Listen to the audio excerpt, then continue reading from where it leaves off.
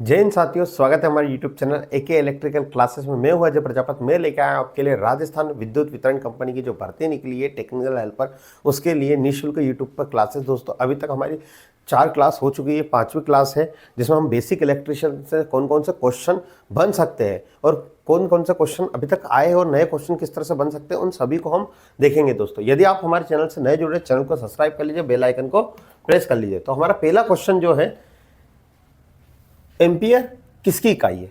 Ampere what of the unit of. तो एक राजस्थान की टेक्निकल हेल्पर 2018 में क्वेश्चन आया था और यूपी पीसीएल में भी ये क्वेश्चन आया था। अलग अलग एग्जाम में अलग अलग तरह से इस क्वेश्चन को पूछा गया है। तो एम्पियर जो किसकी इकाई होती है, वो करंट की। करंट को हम जो मेजरमेंट करते हैं वो किस मीटर से करते हैं? अमीटर से करते हैं।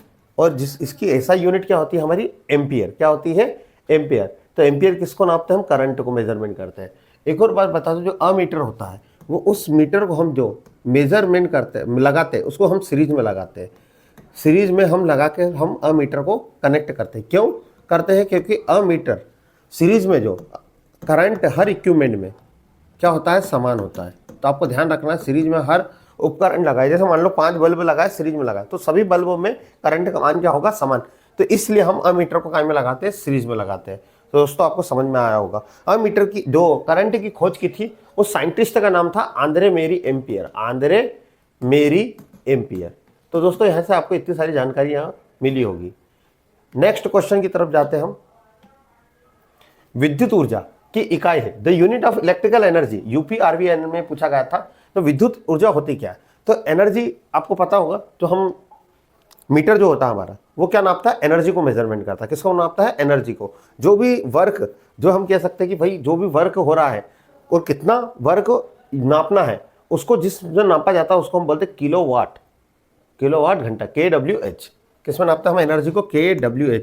KWH को हम किलो वाट आवर्स कहते हैं। 1 किलो वाट बराबर 1000 वाट होते हैं। क्लियर है होगा आपको? कोई कंफ्यूजन? इसको BOT 1 KWH को। दोस्तों क्लियर हुआ होगा आपको। अगला क्वेश्चन है हमारा, विद्युत सामग्री के उस गुण को क्या कहते हैं जिसके कारण उसमें धारा करंट प्रवाहित होती है? तो यदि मान लो एक तार है, एक तार में करंट फ्लो हो रहा है, पर एक हमने लकड़ी है उसमें करंट फ्लो नहीं हो रहा, तो यदि करंट किसी में फ्लो हो रहा तो उस गुण को हम क्या कहते हैं? तो यदि किसी में करंट फ्लो हो रहा है उस गुण को हम बोलते हैं चालकता, इसको बोलते हैं कंडक्टिविटी। क्लियर है? इसी कारण हम करंट फ्लो होता है। कंडक्टिविटी को हम किससे प्रेजेंट करते हैं? चालकता को तो मोह।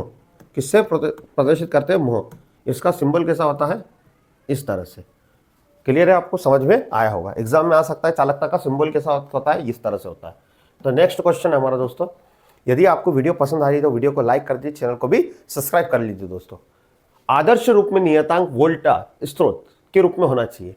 एक वोल्टेज स्रोत है वो आदर्श आइडेंटिकल रूप में जुड़ा हुआ है, तो उसमें क्या होना चाहिए?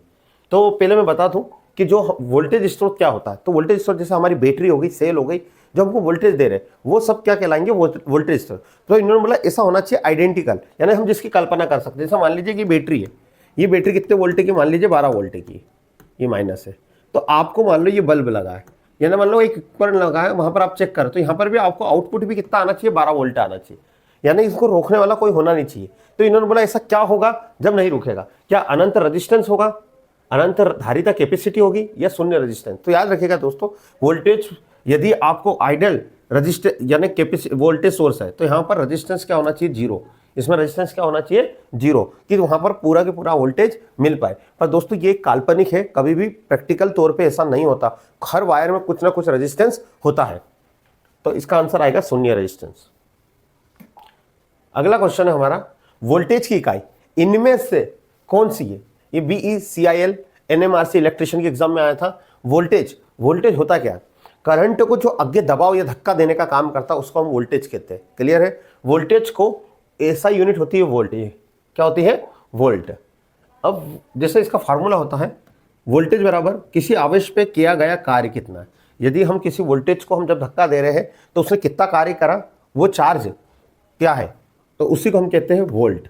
आपको समझ में आया होगा। प्रतिरोध किसकी ऐसा यूनिट क्या होती है? ओम। क्या होती है? ओम। और एम्पियर किसकी होती है? हमारी करंट की। अगला क्वेश्चन है, 1 वोल्ट के बराबर होता है 1 वोल्ट। तो 1 वोल्ट क्या होता है हमारा? 1 वोल्ट होता है हमारा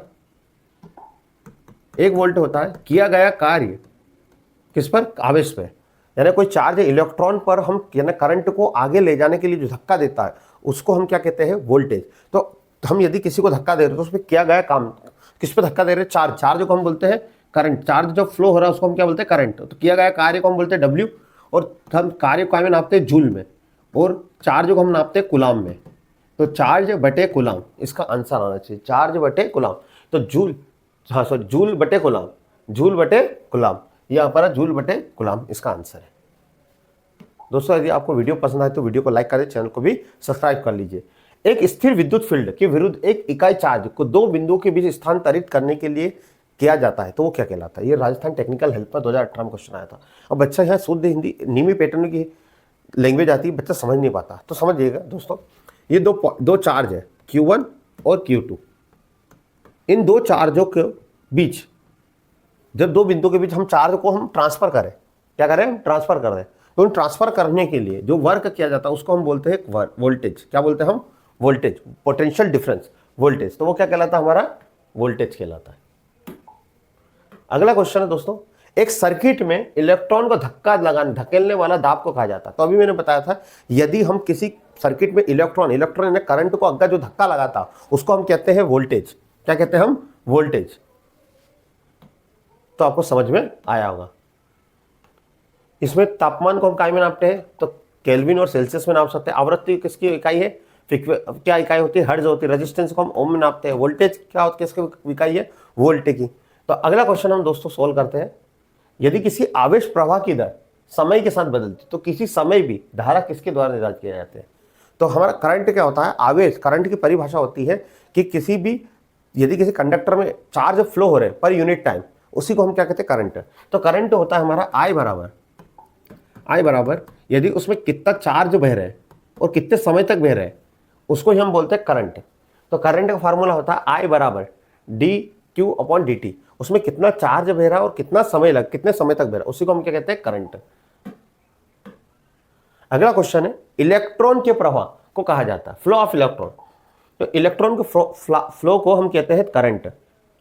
क्लियर है आपको। यदि किसी इलेक्ट्रॉन को हम जब आगे बह रहे हैं तो उसको हम क्या कहते हैं, करंट है। याद रखिएगा जो हमारा करंट है, यदि कोई बैटरी लगी है, मैं इसको क्लीन कर देता हूं, ये हमारी बैटरी है, ये हमारी बैटरी। तो हमेशा जो इलेक्ट्रॉन होते हैं वो कैसे बहते हैं, हमारे नेगेटिव से पॉजिटिव की ओर, नेगेटिव से पॉजिटिव। और करंट कैसा होता है, पॉजिटिव से नेगेटिव की ओर। तो करंट की दिशा कैसी होती है, पॉजिटिव से नेगेटिव, और इलेक्ट्रॉन बहते हैं नेगेटिव से पॉजिटिव की ओर। तो आपको ये बात क्लियर हो गई होगी दोस्तों। ये क्वेश्चन बन सकता है अगले एग्जाम में। तो दोस्तों इस तरह से हमारे सारे क्वेश्चन कंप्लीट हो गए। किस तरह से मैंने ये वीडियो में आपको क्वेश्चन बताए इलेक्ट्रिकल थ्योरी से। तो दोस्तों यदि आपको हमारी वीडियो पसंद आए तो वीडियो को लाइक कर दीजिए, चैनल को सब्सक्राइब कर लीजिए, क्योंकि रोज हम आपको एक वीडियो प्रोवाइड कर रहे हैं जो इलेक्ट्रिकल से क्वेश्चन है। तो हम पर डे बेसिक इलेक्ट्रिकल, डीसी मोटर, इन सभी के पर डे आपको क्वेश्चन डालेंगे जिससे आपकी प्रिपरेशन होती रहे। मिलते हैं फिर एक नई वीडियो के साथ। जय हिंद, जय भारत।